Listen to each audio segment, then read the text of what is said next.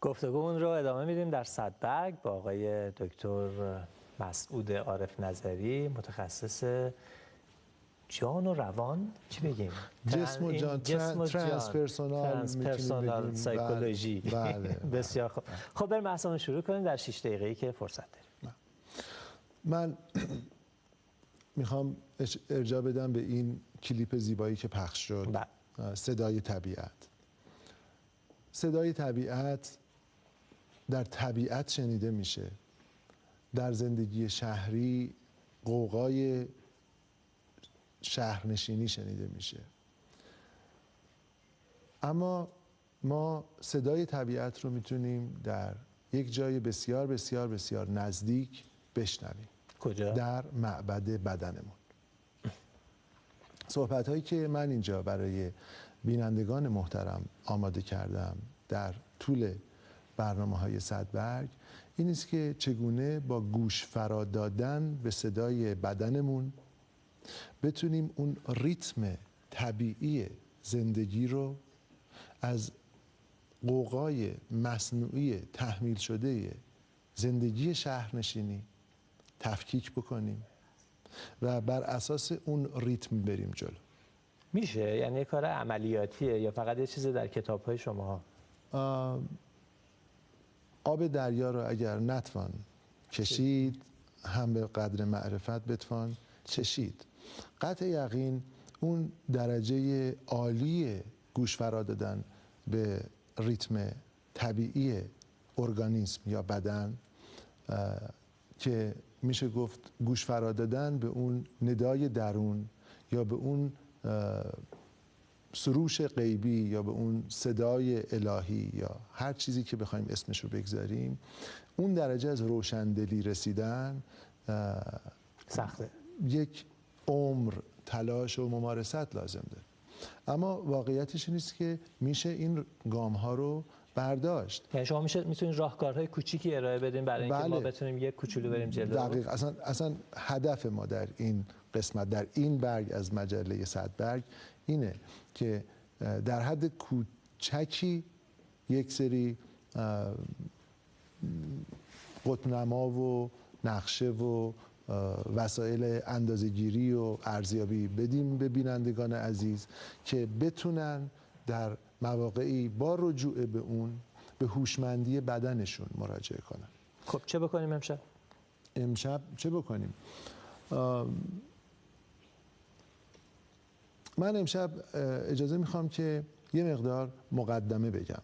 یعنی یک مقدار بگم که ما چگونه جسممون به جانمون یا روانمون به تنمون مرتبطه. واقعیتش رو بخواید آقای ضابطیان، ما چیزی به عنوان روان نداریم. یعنی اگر من به شما بگم روانتون کجاست، شما نهایتا اگر بخواید یک جوابی بدید باید بگید که در مغز من. در صورتی که اینجور نیست. یعنی واقعا ما امروزه نظریات قرن 21 روانشناسی، نظریات اخیرتر روانشناسی بدن و روان رو یکی میدونن. به عبارت دیگه یک دیدگاه کلنگر وجود داره در بررسی روان انسان که هیچ تمایزی بین روان و بدن به معنی دوگانگی قائل نیست. اینها جنبه‌های مختلف یک چیز هستند. یعنی اگر اشتباه نکنم منظور این خواهد بودش که بسیاری از مشکلاتی که ما به عنوان مشکلات روانی ازش نام میبریم ممکنه ریشه های فیزیکال داشته باشه. دقیقاً من همین رو میخوام بگم. یعنی اینکه ما اگر از بدنمون خوب مراقبت کنیم دچار مشکلات روانی نمیشیم. من یه مقدار ساده تر اگر بخوام بگم یک مثالی رو در موردش فکر کرده بودم که مثال شستن یک رخت. شما ببینید اگر که یک رخت رو به شکل معمولی تنتون کردین، مثلا رفتین سر کار اومدین 4 دفعه 5 دفعه میندازین توی ماشین لباسشویی، یک زمان مشخصی لازم داره برای شستشویی. اما اگر که این رخت مثلا لکه روغن، مثلا ماشینتون خراب شده باشه، گریسی شده باشه و حالا بخواید بشورید 3-4 برابر اون زمان رو وقت می‌بره.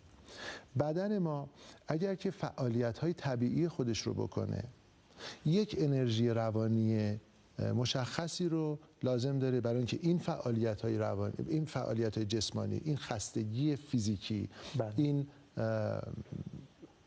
بازتوانی رو روان ما انجام بده. حالا اگر که ما این بدن رو درست ازش استفاده نکرده باشیم، دقیقاً این اون نیست که لکه روغن بهش چسبونده باشیم. ذهن نه، روان ما، ساختار روانی ما، انرژی روانی ما باید به میزان چند برابر مصرف بشه که بر فرض مثال جبران یک کج نشستن رو یا جبران یک غذای نامناسب خوردن رو بکنه. من در معرفی این برنامه یک سری میوه گذاشتم، خاطرم هست. اما ببخشید حرفتون قطع میکنم چون میدونم شما خیلی به زمان بندید و منظم بودن واقف هستیم. ما حدود 1 دقیقه فرصت داریم تا پایان بحث.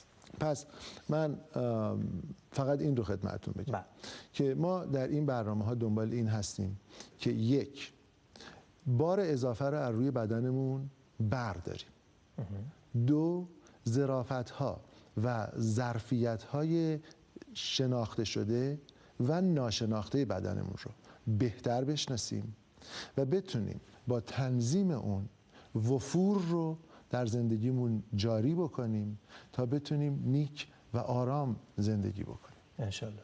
شاید مولوی هم به همین واقف بود که گفت ای برادر تو همه اندیشه‌ای، ما بقی خود استخوان و ریشه‌ای. سعدی هم میگه که خور و خواب و خشم و شهوت شغب است و جهل و ظلمت. اما آیا هر خور و خوابی یا ما یک خوردن آگاهانه داریم، یک خوابیدن آگاهانه داریم که نه تنها شغب و جهل نیست بلکه ما رو به آگاهی، به بهزیستی، به سلامت روان و به شکوفایی نزدیک میکنه. بی‌صبرانه منتظر هفته دیگه هم که باز با شما صحبت بکنیم. متشکرم دکتر مسعود عارف نظری که متخصص روانشناسی هستند یا اندیشه بود یا جان و جسم و جان. بسیار خب، میریم به اتاق فرمان و از دوستان خواهش میکنم که بخش شب بیت امشب رو پخش کنیم.